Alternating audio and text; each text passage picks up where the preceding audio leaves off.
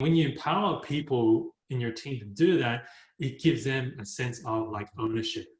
Ownership in something new, and it's a skill, it's an improvement, and they get to take it on. And if they take it on with both hands, then you can who knows what's going to happen. I don't know. Hopefully Jen Allen becomes like a master and can start doing some more crazy stuff with HubSpot, but we don't know what's possible if we don't give them the opportunity.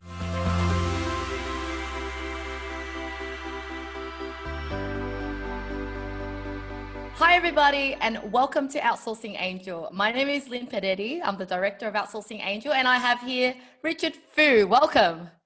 Hi Lynn. Finally we get on here, right? Yeah, so I decided that I need to interview my own operations manager, Richard Fu, because he's got all the knowledge of what it takes to actually work effectively with your remote team, as well as having the most productive way of working. Because I pride myself in hiring the best people, but since working with you, I must say I've learned so many hacks to kind of like improve the way I run the business. I now have the freedom. Like I literally work 3 days a week now because of the coronavirus, having my kids full time.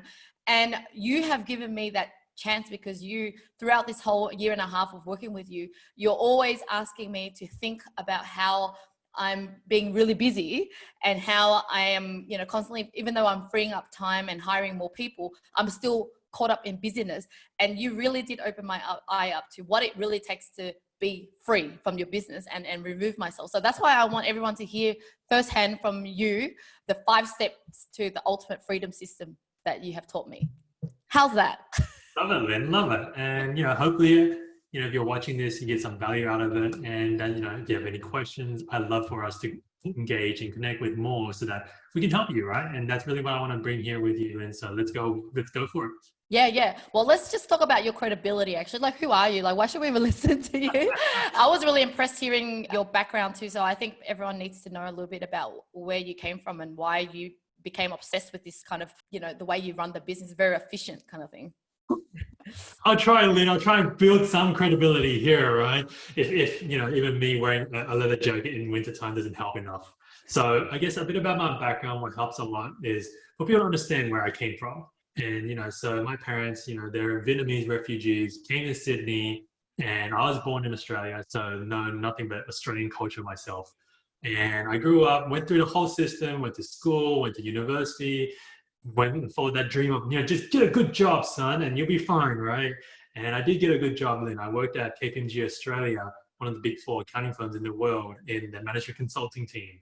And I'm like, yes, first 6 months, I'm like, yeah, I just want to go partner, right? Make partner over there. And that's all that matters. And then I'm going to buy a lot of property, Lynn, and then I'm going to retire, right? When I'm like 40. And that was literally the dream. And, within 6 months of it, I was like, something's off here. This doesn't make sense why I want to do this. The funny thing that happened then was I kind of started delving into, more about the human psychology. Why did people make decisions? Why do girls like certain guys, right? I went down that whole route, and then I got more into personal development, and eventually I found a guy called Tony Robbins, right? Which I know him. Yeah. And I went down that rabbit hole path, and on that, I met other people like T. Harv Eker, like Blair Singer, and I realized, actually, what am I here doing in this company, helping big banks, right? What I would do is I go into big banks, big companies, see how people are doing things, say, change this, Lynn, put that in, take that out. That doesn't need to be in here, right? Or you would have to have this in because otherwise you're going to get in trouble from the, whoever. And then I come back and I watch them review the whole process again and be like, okay, right? Change this, do this, do this, do this. Keep doing that. And that's what we kept doing. And I realized after 8 years in that role, and I'm like, what the hell am I doing here? Helping big banks make squillions of dollars, fire thousands of people every year. I'm like, this is not what my social impact is. This is not what I want to be doing. This is not what I want to be remembered for, And so I quit my job and I followed down that rabbit hole of Tony Robbins, T. Harv Eker, and all that personal development front. And no joke, Lynn, I went out there and I'm like, Lynn, I'm going to be this. I'm going to be Asian Tony Robbins, right? I'm going to take all these courses, learn how to clap like Tony, right? Get everyone wrapped up and just into it. And, I went all in on that, went full hardcore into it so that So much so now I'm like, we got to bring this to Asia, right? Asians need this stuff, you know? And I'm like, all right, let's go sit up in Singapore for 2 years, right? With only knowing probably a handful of people in Singapore. And I went in and, you know, unfortunately, Asians weren't ready for Asian Tony Robbins yet, right? Like, I'm still young enough, so I've still got time, right, to come back for it. And what I realized then was I got off the stage once and I saw a bunch of these volunteers and they're all running around like, you know, chooks with their heads cut off. I'm like, Lynn, what's going on? What's going on? Guys, what's happening? And they're like, Richard, we're just trying to do stuff, right? And I'm like, but you run this event almost every month. Why is it a mess? And, you know, they're like, I don't know, Richard, it's always different for some reason. And I talked to the organizer and the organizer's like, I don't know, Richard, it's just not what we do. We're just used to doing things on the fly. And I'm like, you shouldn't be on the fly. You're doing it every month. It's the same thing. So you should have a checklist, right? And they're like, I don't understand what the hell you're saying, Richard, but look, how about you do it for us? And that's how I got back into the, I guess, process world, right? And I'm like, look, you just do this, da, da, da, da, da. And then I started creating a company. And this is where we connected a lot, was because then I actually created a virtual assistant company, very similar to OA, whereby there was the client, there's the VA, but I'm slotted in the middle. So the client talks to me, I talk to the VA, I build the processes, build the systems, make sure everything's done right. And, you know, eventually I got approached by these partners in Singapore and they're like, Richard, hey, you're really good at operations, but you're kind of like not very good at marketing. So how about we combine our powers and create a super company and let's make it so that you do operations only. I'll do sales. This guy's going to do marketing, right? The other guy's going to do partnerships and we're going to have so much fun. It's going to be so awesome. So let's do this. And hey, why not make an online marketing agency? Because everyone else is making one. So let's do it. And we did that. And I built it from 0 to 15 people, everyone working from home, right? Remotely, across 6 different countries. But after a year, I left the business because I felt like my partners weren't where I wanted them to be. And so then I came back to Sydney, and then that's how I reconnected with you. And now what I get to do here is be your, you know, right-hand man, make sure building the right processes, the right systems, make things efficient, but also looking after client experience and making sure I bring all that virtual experience here to the client. Yeah, I must say, you know, although we were running a virtual assistance company or similar companies, we had different skill set. For me, I was really strong in the recruitment of these staff, but the way I was running the business was still very amateur. Like when you came into the business, I was still using Skype. We had not much automation. Although I have more people resource, I was not using softwares and tools to make my life easier. And so no matter how bigger the team got, I was still very, very busy. And so that's why I really love that when you came in, you really thought about the end game. The end game for me was Lynn, how do I free you up so that you can ultimately have a business that can run without you? So there you go. You really summed it up really well with your credibility. For me, like you, I made a lot of mistakes with recruitment, and I then knew how to recruit them really well. And I think, yeah, together we want people to know that it's not just about recruitment of the best people. It's really about how to work with them on an ongoing basis and how to run your business efficiently so that you could ultimately be free. Okay, let's go into the first point, right? Our first point for everybody is get over busyness. Why is that most business owners, even I actually know people who's been in business for 20 years, 30 years, no matter how long they've been and know how big they are, they get caught with busyness. Why is that? It's a good question, Lynn. And, you know, I'm sure I've been guilty of it. You've been guilty of it. There's this, I guess, I don't know, attachment with what I used to call like the badge of busyness, right? Everyone wants to be the badge and be like, I'm super busy. I'm so busy. I couldn't even talk to you. Call you, couldn't message you. I'm so busy. Oh, by the way, I'm so busy. You gotta call me, right? And it's like, you know, it's a status symbol. It feels like almost, and it doesn't make sense to me, right? Because it's like loading up your plate and it's constantly full, and you're at the buffet, you know. And it's like, but how do you make space for something that is better, right? That helps you further down the track. And then I asked the question when I was coaching was, you know, why does it matter that you get here so quickly? Why does it matter that you become a $50 million company? Why does it matter that you get married by 23, right? Why does it matter?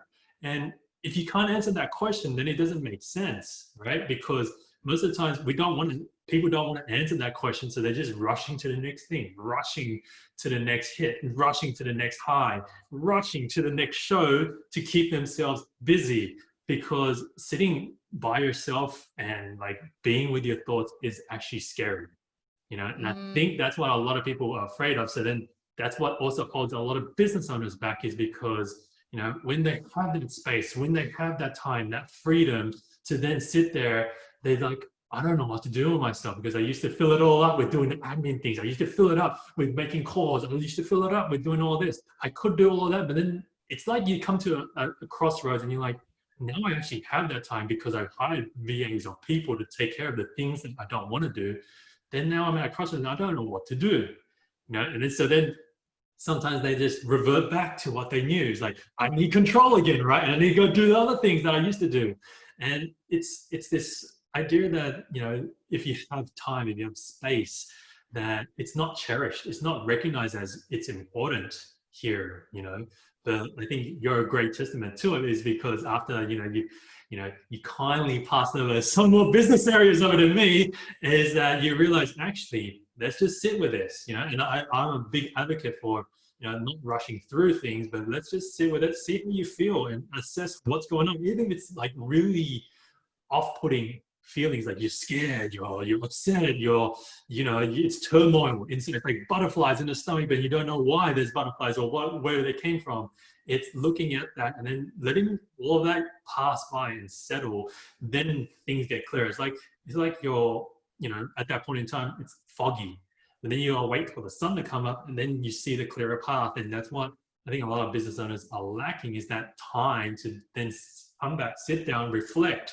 And that's why I think this whole pandemic with the coronavirus thing is really, really powerful, in the sense that not only is it going to reveal who is doing well or who's not doing so well, but also a chance for everyone in the whole world, honestly, to stop and reflect on this busyness that they've been running through, and to really recognize and evaluate what they really want. Yeah, I definitely think that you can be busy, but as long as you design your day to fill in activities and things that you love and treasure. So now my day is busy, but it's a different busy. There's time for meditation. There's time for the exercise. There's time for family. There's time for work. It's busy in a sense, like, I always have something to do, but because it's so well balanced with personal time as well as work time, I'm just so much more happier, right? And so I think people just need to start to design their day of not just, okay, what kind of task or job am I going to offload? It's, okay, what time blocks are you going to free up, and what are you going to do that's going to fulfill yourself, that you're going to make you happy? Otherwise, you always end up doing more work. Yeah, like you've seen me guilty of like coming up with new project ideas and ideas, this idea, that, and you're like, Lynn, let's sit with it. And you kind of empowered me to it's okay to take time off. And when I do have some time off, I came back with more ideas, like even smarter, innovative ideas through silence. So I think number one for everybody is stop getting busy and really think about how you want to design your day, and then work towards that day. What you say, Lynn, there's something hitting in there that I want to bring out, right? It's really, it's that you sat there, you didn't, and yes, you can plan out your day, but at the same time, you have to create that space that it's okay to not have a plan out. So what I mean by that is, like you said, when you had those free days, you're like, oh, I don't have to do work now, I can do whatever. But the most important thing, and I remember you chatted with me before, is like, you don't feel guilty about not doing work. And that's the biggest thing here, is when I was running my own company, it's like every moment, every day, you're like, I gotta know what to do. I gotta think about the business. But, that clogs up your thinking, and, what you need to do is really free yourself to give yourself, and that's why I remember telling you, right, Lynn, I'm giving you permission to not have to work on the weekend, right? And then you're like, oh my God, Richard, that weekend was like the best, right? It's like you went out with friends and went out having fun, whatever, right? And you really re-tap into why are you even running a business in the first place. It's not just to get a status, the status is a byproduct of it, but it shouldn't be the driving force. It should be, what do you want? And most of us really just start a business so that we can go and spend more time in what we want to do, be traveling, be with family, be with friends, right? Do other things, whatever that could be, charity work, whatever. Yeah. And it's really ultimately buying time freedom. Yes. Freedom. And if that's all you want, that's fine. Go follow it, but be very clear. No, don't be chasing a status, because it's like the gold medalists, right? Olympic champions. They train, they get the gold medal, they think the whole world's going to stop and be like, yeah, you're amazing forever, right? But then it's that moment and then it just disappears. It's like, so what? You're a gold medalist, good for you, right? And then everyone moves on with their lives.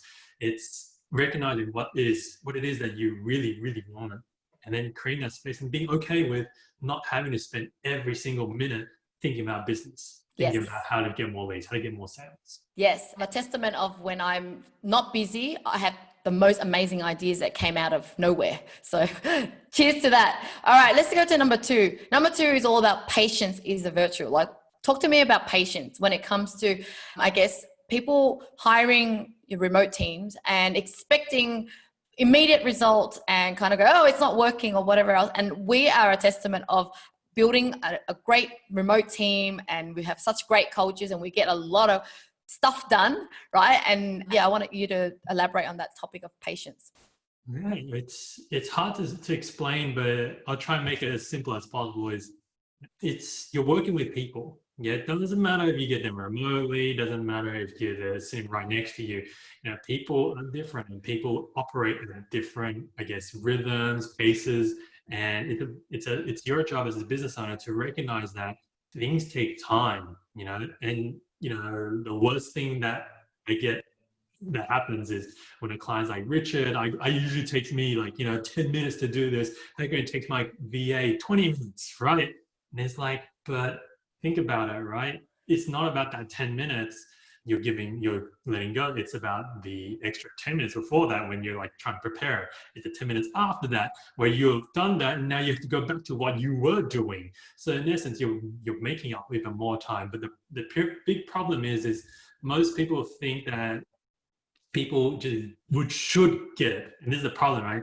It's the should. It's this expectation that you should be doing this. You should. We should on people, right? We should on people. And then that creates this huge, I guess, disappointment that you don't hit the target.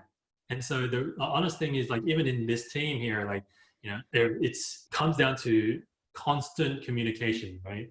And if there's that lack of constant communication to keep people informed of the progress, right? All people actually want to do, and you as a business owner understand this, right? Then is people just want to know things are moving, right? It might not move as fast as you want it to be all the time.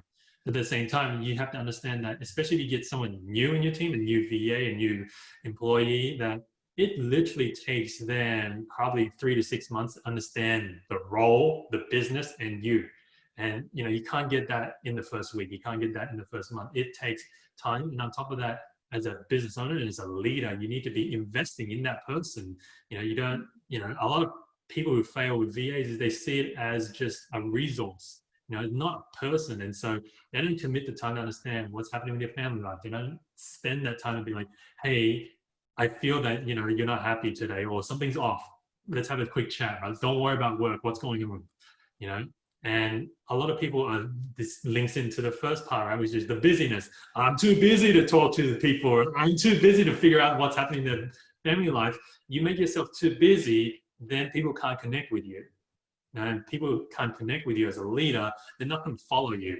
And then this is one of the things I do a lot in this team and anywhere I go is, I want to make it so that it's so much about, they want to work for me as a boss, not for the work, right? The work is nice, right? But eventually they're going to have to do stuff that they don't like, stuff that they don't want to do. But how are you going to motivate them to do that? The only way that happens is if you invest in that time, you be patient and be showing that you care enough about them that they're like, you know what, I'm going to do this because even though I don't like it and I hate it, but I want to do it so that Richard or whoever, right, can makes it easier for them. And so if you want your employees to make your life easier, you also got to put in a lot of time to make their lives easier. Because if you don't do that, then they don't see that you care. And this is literally what patience is about, is not just sit there and give them the time, but, I gave them 6 months, but if you don't teach them, you don't invest in that the person, they're not going to come back.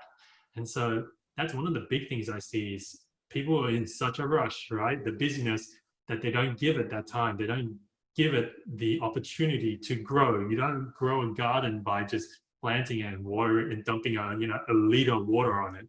You got to come back to it and foster it and cultivate it. So.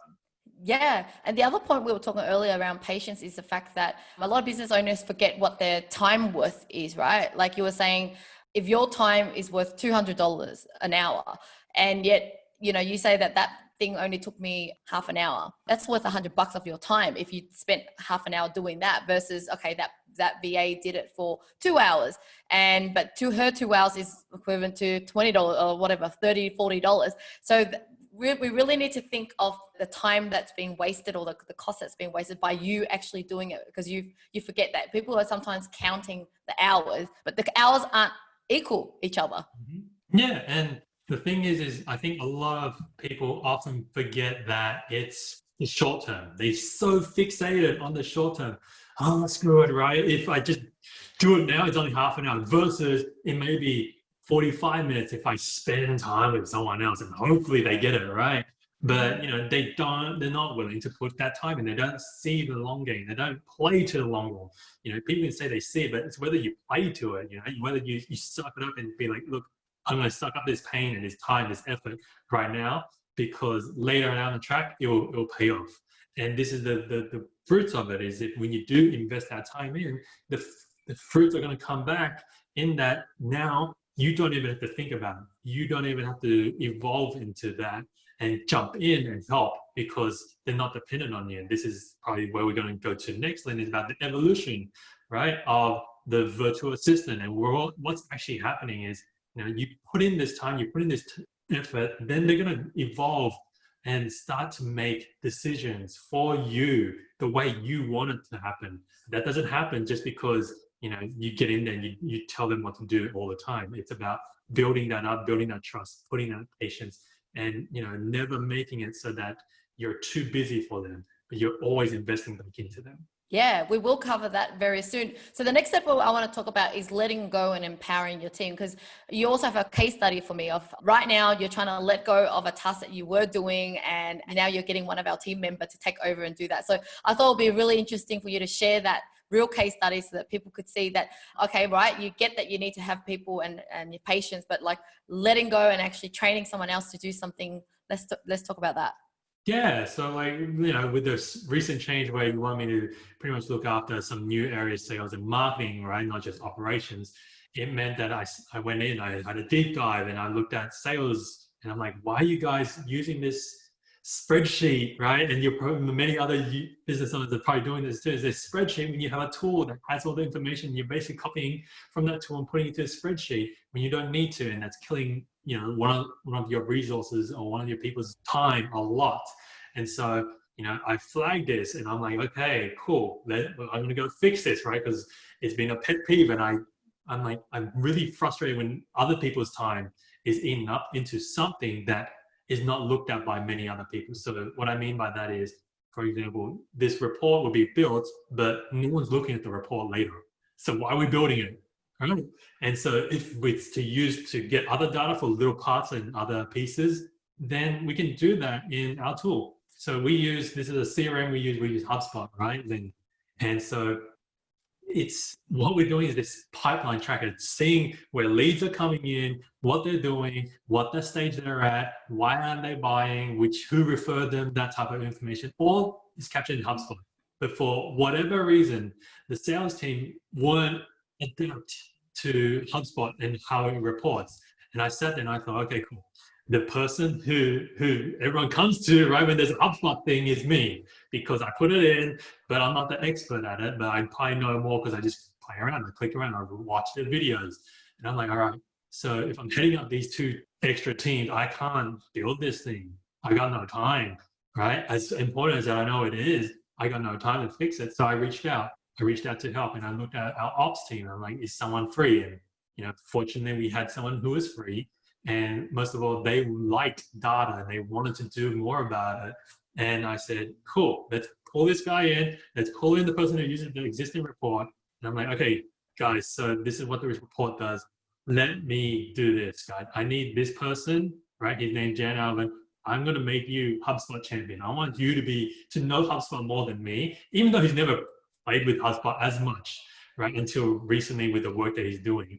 I'm like, I don't care, right? I'm giving you the time, the space, most of all the freedom to go and test, experiment, check things out, try things out. I don't care, just go for it, right? And when you empower people in your team to do that, it gives them a sense of like ownership, ownership in something new.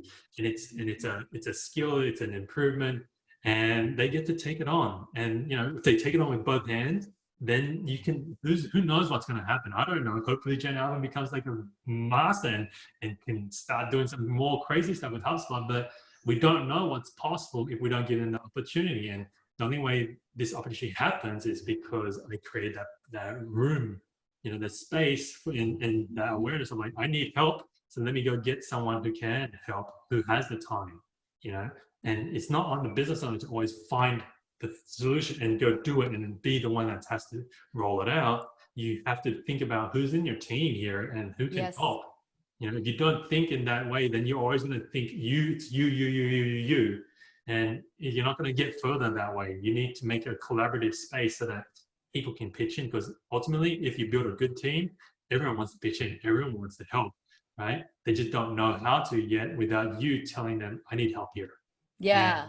Yeah. Yeah, and everyone needs a challenge. I mean, even your team, virtual staff or local staff, if you continue to challenge them in something new to do, and then they will learn that, they will take off something on your plate, and then you get to do more things, and everyone just starts to grow and scale.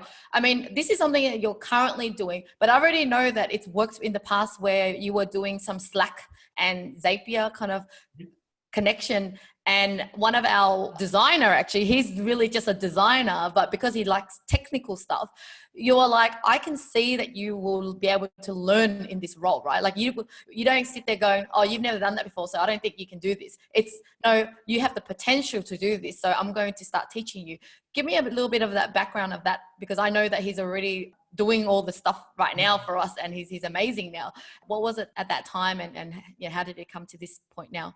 Yeah, that's a really good example of it, where it's panned out really well, in the sense that if you don't know what Zapier is, it's basically an automation tool where you can connect one app with another app and it will pass data through, and you can set up a lot of automations. And so that used to be me, right? When I brought it into the company, no one else really knew about it. And I'm like, this is what we can do. And everyone was just like, oh my God, oh my God, oh my God, right? And it became to the point where it's like, Richard, this not working. Richard, this broken. Richard, whatever, right? Because things change. And I got really tired of having to do it all the time, because I'd have to stop what I'm doing and go do something else, right? And it wasn't until like, there's this designer in our team, his name's John, right? He's like, Richard, I'm interested in this tech stuff. Can you show me how you do it? And I'm like, okay, I could show you how to do it, but let me sit down first, right? I literally sat down with him first, and I'm like, why do you want to learn this? What makes you interested about it? I got into the motivation of him, so that it's like, is it true that he just really had a love for this, or is it just some, BS, right? Where he's just like, I just want to look good in front of the boss. That's not the right motivation. If the person has the right motivation, then you can tap into it, and you can use that so that it keeps them wanting to keep growing. And so that's what I did. I sat down with him and said, I really just want to be more technical and help the team. I said, if you do this, right, it will help me a lot, because I'm not the only one. And if I get hit by a bus, someone else can then look after this. And, I said, look, I'm not going to train you in it, right? It's very straightforward. All you need to do is practice and play. And so I would say every time there's an opportunity for him to build something new, I'd say, John, can you have a go with it, right? And then he'd probably like spend like a day or something on it, which could probably take me half an hour. But in that day, it's where he learns a lot of things. And I come in and I review the work, and I'd be like, okay, do you understand why this doesn't work? And he'd be like, no, it's because of this. And it's that coaching mentality of like, not spoon feeding him, this is how you do it, right? It's, show me, go have a go, right? And, go try it. If it doesn't work, what do you think? Go fix it, right? Go Google it. Google and YouTube saves us so much effort. And it's only now that I come in for more advanced stuff, when I look at it, and I can troubleshoot very quickly for him, and he still learns. And that's the idea, is that now he's become the automation guy. Everyone goes to him first. I'm like, Jonathan, can you change this? Hey, can you change that? Sure. And then I come in and I help tweak further with him. But you can't do that immediately. It took him like 2 months, right, to get better at that. And then eventually he's now like the person that everyone knows to go to.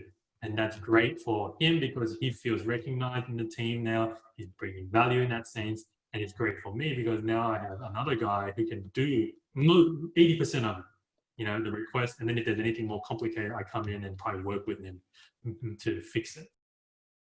I want to talk now about the whole decision-based versus task-based, because I was guilty of that. So you were mentioning about spoon feeding, right? And when you came to work with me for a year and a half ago, you were like, oh my God, Linh, you make it so hard for yourself, because you kind of like, you have a problem, you solve the problem, and then you tell the team exactly what to do with the problem. And no wonder why you're so busy. And I didn't realize that I could actually do less. And by doing less meant that all I have to do is ask the question. Why do you think this has happened? What solutions do you think? And I didn't realize that I could free myself from problem solving, because they were actually, I have a really smart team, but I wasn't able to see how smart they were until I gave them that opportunity. And so it has been so fun for me to kind of play that new style of leadership, where it's like, what would you do kind of thing, instead of, because normally they're like, Linh, this is what's happening. What do you want me to do? Then I'll be telling them, I'll be picking my brain, thinking of ideas. And now it's just like freedom of mind, space in my mind now. It's like, okay, what would you do? And then they came up with the answers anyway. So let's talk about that. Yeah, and I love that you bring your example of it, because this is what a lot of entrepreneurs get stuck with is, you build a company from scratch, you're doing it all by yourself, you get maybe one, maybe two extra people, still you leading it, right, and charging forward, and you train your team to be dependent on you. And that's what happened here, right? When I joined OA like a year and a half ago, it's like, I'm like, why is everyone going to Linh to get a decision made that they couldn't make themselves, right? And then they're like, I don't know, because it's just the way it is. I'm like, but that doesn't make sense. Get more time. And this is the thing that a lot of clients come through with us is, all right, Richard, I got my VA's doing great. There's a lot of tasks on, but I want to get more free time for myself. And I go, so how are you going to do that? And like, oh, I just got to give you more tasks, right? And then I'm like, okay, I'm going to tell you the truth here. And this is something that not many people get told is, giving someone else more tasks to do doesn't create more time for you. Why? Because you give them, hey, I'm going to give you now, go do social media graphics, right? They do the graphics. What's going to happen next, Linh? They come back to you like, hey, Linh, so are these okay? Yeah, sure, they're good. Then, okay, cool. And you give them another task. Here's the video now. I want you to go edit. Oh, hey, Linh, is this video okay? Like, yeah, it's good. Fine. No, change this, change that. Okay, cool. But that's the thing that keeps happening. They keep coming back, right? And asking you for your decision still. And so this is why I tell clients, and this is what you experienced, Linh, here, and this is what I train up the team is, I said, look, if I get hit by a bus, right, I still want the company to run. If Linh gets hit by a bus, we should all still be able to run the company. But the problem right now is it's not. It's dependent and key on one person. So we are going to train everyone up to understand how to make decisions. And this is what you need to do with your team, your VA, even if it's your employee, right? They keep coming back and it's like, hey, Linh, this is the problem. Hey, Linh, what about this, right? And the difference is you got to start now deploying the patience. And patience doesn't mean just waiting. It's, doing the longer effort, doing the questioning so that you understand what they're thinking. And this is the thing that I tell clients is you got to start giving them small decisions to make, right? And as they get better and as they continue to make the right decisions that you would make, then you give them bigger decisions. And so what does this look like? It looks like this, Linh. I tell the girls, right, in my team. So my team is the operations team. And I train these girls up for like 6-8 months. And I'm like, girls, the idea is eventually if I'm gone, you guys can still run and do the whole everything, make decisions as I would. And they were all like, oh, I don't think that's possible, right? The difference is we spend that time to be like, okay, whenever there's a problem, and this is what you experience, right, Linh, is, some of my old partners, they said, there's a rule here in our company whereby there's no naked questions. What's a naked question? Naked question is if I come up to Linh and go, hey, Linh, here's my problem. That's a naked question. It's naked because there's no answers, there's no solution, there's no suggestions, right? And so I say, no naked question, girls, go research, go figure out what you want to do, and tell me. Even if you have 3 approaches, tell me. I want to hear them. And then if one of them is right, I'll say, cool, right? Let's say they bring you 3, right? And you go, okay, so you don't say, cool, so I like number 1. You don't do that. It's still spoon feeding. You want to cut off the spoon feeding. So you go in and you're like, all right, of the 3, which one do you like most? And they're like, oh, I don't know, Lynn. All 3 are really good. But yeah, so what do you think? Right, they'll keep putting it back onto you, and you're like, no, tell me what you think. Right, you push it, and then they'll be, I like number 1. Oh, why? Right, and then they'll say, I like number 1 because it's easy to do, da da da da da. And then you're like, okay, how about number 2 then? Why not number 2? Oh, number 2 is good, but I think it'll cost us a lot of money. Oh, okay. And number 3, like, number 3 is just a lot of effort, and I think this thing doesn't need that much time.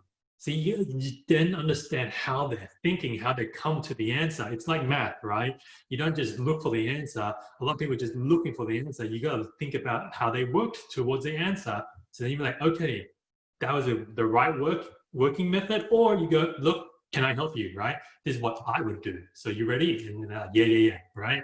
And then you tell them, this is what I would do. And that's how you start imparting your decision-making, your thinking process. And you keep doing this process so that the next time they come back, they're going to be like, oh, well, I guess, Lynn, you might want to do it like this, right? And then you're like, yes, exactly, right, good, go, right? And then that's how you start imparting your decision-making. And only then you start giving away the control to make decisions. A lot of people hold on to control, and how they hold on to control, they hold it by holding on to decisions, right? If you are the decision maker, you have the control. But if you want more time to do what you want to do, then you got to let go of that and give the decisions over, so that then they can be like, what would Lynn do in this situation? And they would do it, right? So then you can finally go on holiday and not worry so much. They're not going to do everything exactly the way you want to do it, right? They're not going to be making all the decisions for you, but you train them up so that then they can start doing that. And that's the only way a company survives when the original owner leaves, when they die, when they sell, whatever it is, right? Yes. That's when you get real freedom as a business owner. And then not only that, you empower the person, so then they feel even better about themselves. They feel like you've invested into them, and they want to repay you because you spend all this time coaching them so that they become more, smarter and be able to make the decisions. Yeah, totally. And I really do think, like, as a business owner, what fulfills me is being able to create other leaders, to create other people that feel empowered, feel like they kind of became leaders themselves, right? And then it's just kind of this ripple effect that I want to have in life and in the workplace. So now let's talk about systemization, because we talked about, okay, it's not very smart to have everything relying on certain key people, because, when you get hit by a bus or someone gets hit by the bus, everything goes down with them. This is in line with having systems as well, right? And I kind of have a kind of mindset around systems, because sometimes people also think I can't hire help until I have everything pan out and all my systems pan out. But we've already gave some examples here where we're like, okay, we know that we're lacking time. We know that we can already foresee that we can't keep doing this. So we're kind of getting help in and kind of evolve this process and then start getting help. And along the way, we will develop the system, right? The process. Mm-hmm. So that's my thoughts. Like, what's your thought around systemization to free ourselves from yeah, I used to fall into that trap, Lynn, because, back at KPMG, it's like, you don't do anything unless you have idea of exactly how to do it, right? And so it's like this perfectionism of like, get it right the first time and it'll be set for life, right?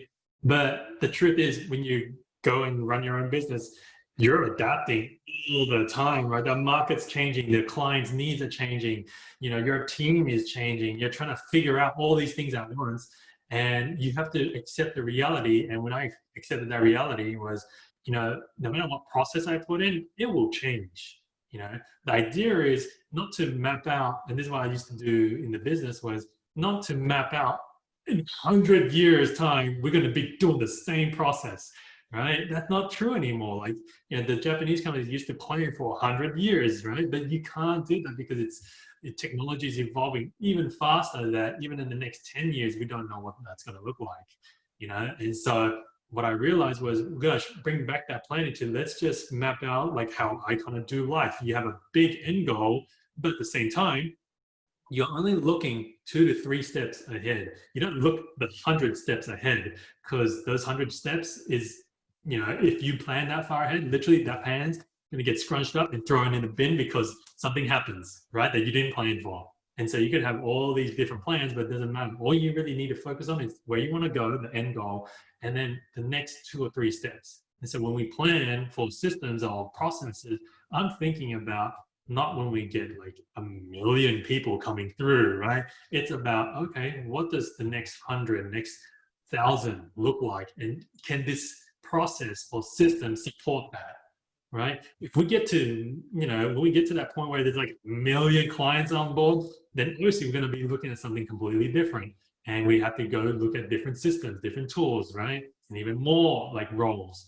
But the idea is you need to just only think about planning for the next 2 to 3 steps. So if you're putting a system in, think of it as maybe one that lasts maybe 2 to 3 years, and be okay with it always iterating and changing based off the needs. So like sometimes I get pissed off, so that's when I was running the marketing company before. I'm like, oh, why can't we just roll out a lead magnet and an email sequence and then bang, turn it on, and then it's just a flood of leads coming in, right? Why doesn't it be like that? But it's just like a process as well. It's like, even software now, every day, new software is coming out with new updates to improve, because it's the way the world works now. Is you have to keep constantly improving. Otherwise, you're stagnating, and then you just fall apart and disappear. And so that's the idea here is, if your business is always going to be, following that one process, then you're going to get lost in the times and you won't be relevant anymore. Yes.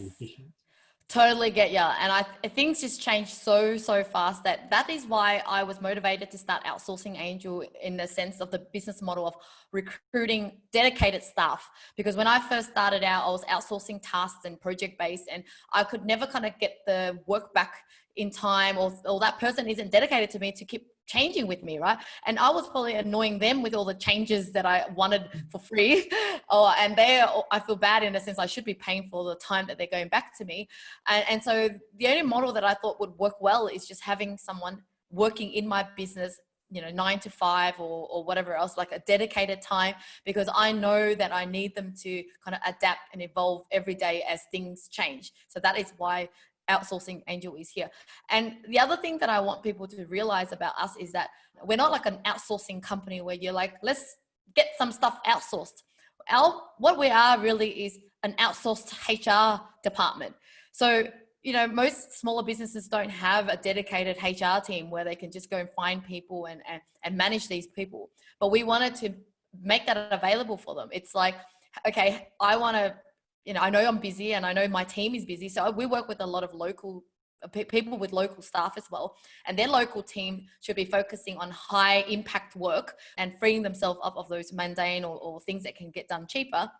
And so we help to recruit the best people. And I know a lot of people recruit as well, but I think the biggest difference that I see ourselves in the market is our ability to help business owners free themselves. So this is exactly this talk today. It's all these kind of mindset change techniques that they need to do, and a lot of software, like I remember you introducing us to Slack. It's not just Slack, it's how to automate in Slack that has made our business transform into such an automated, everything is just so time efficient. And the other part is it's a people business. It means that there's always going to be changes in people's lives, and having us there, paying us a fixed fee, and yet having us to manage the whole, if there's anything going on with their VA, and how do we even keep the VA motivated? Because we all know people need motivation too, right? If you just hire people on your own and you're too busy to deal with them, they're going to get unmotivated. They're not going to even work with you. They're not going to be engaged.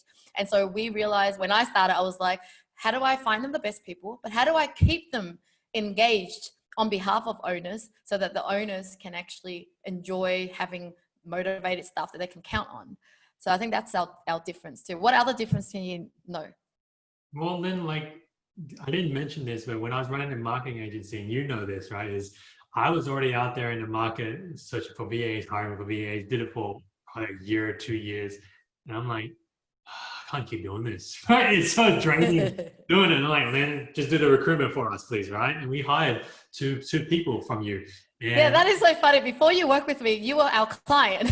yeah. And then, that's why when I come with you to join with you, I'm like, we got to figure this, right?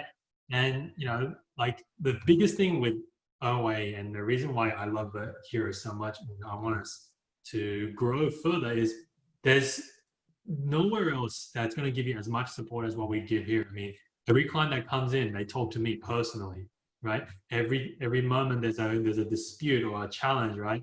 I always say to the clients, just grab a time with me. It's 15 minutes, or even longer if we need to. It's fine. You have an issue with your VA and you don't know how to voice it.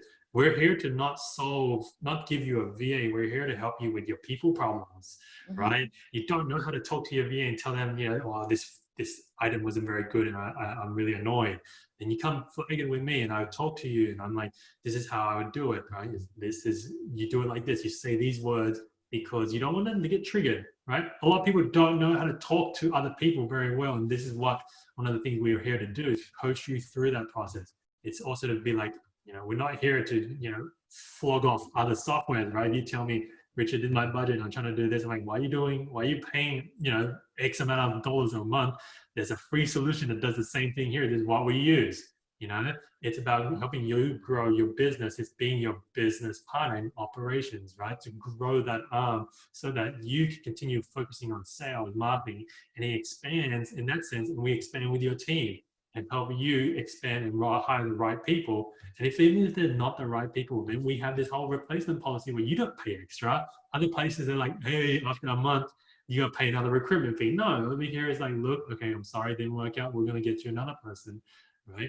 And of course, some people love that. Some people can't handle that because it's like, I spent all that time before. But if you build your right systems, you work with us, then it makes it easier to get in another person and get them trained up quickly as well. And it's just part of that process is, we're here to support. It's the biggest thing that we're doing here is to support you in not just, getting a VA, but how to scale your business, how to look for the right systems for the right position that your company is in at this point in time, and how to not, screw up in terms of people, team management, and learning how to talk to people and lead them in a way that isn't like, hey, I'm leader, bang, bang, bang, listen to me, right? It's, getting them to invest in you as a leader so that they're like, I'll follow you anywhere. You set up another business, they want to come, right? Yeah. Do something else, they're there, right? They want to follow you because of you, not because of, what your company's about. It's about you. Yeah. And finally, with the recent coronavirus situation, the biggest difference that I've realized about ourselves was the fact that we are specialists in working online. So the fact that I've started the business remotely, working from home, and kind of my principle is actually creating just home-based opportunities for people around the world.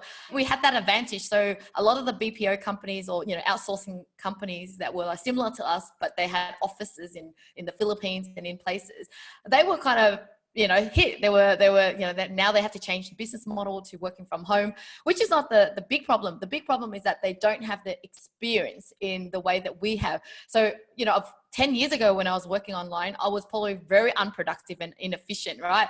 But 10 years down the track, we know how to save time. Like even within our team, we have structures, the way we run meetings and how we use tools. So we have the long-term experience in working remotely, because everyone knows, jump on Zoom or jump on Slack, but it's how you use these tools to better your remote working arrangement is the difference with us. And I think a lot of people are new in figuring it out, whereas we're like there and done it. And that's what we want to share with customers.